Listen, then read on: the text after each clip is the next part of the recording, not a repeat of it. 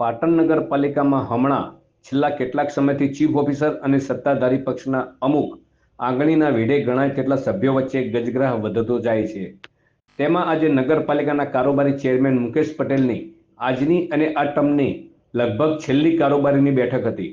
તેમાં chief officer બપોર બાદ રજા ઉપર જતા મુલતવી રહેવા પામી હતી। હવેથી 25 ફેબ્રુઆરીએ આ કારોબારી રીશેડ્યુલ કરવામાં આવી છે અને ફરીથી બોલાવવામાં આવી છે તેવું ટેલિફોનિક ચર્ચામાં મુકેશભાઈ પટેલે જણાવ્યું હતું।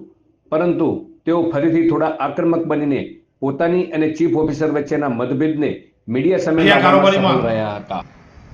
મહત્વનું કામ બજેટનું હોવા છતાં પણ ચીફ ઓફિસર સવારે હાજર હોવા છતાં અને એમને રજાનો રિપોર્ટ આપ્યો હોવા છતાં અમને જાણ કરી નથી અને પોતે ગેરહાજર રહ્યા છે।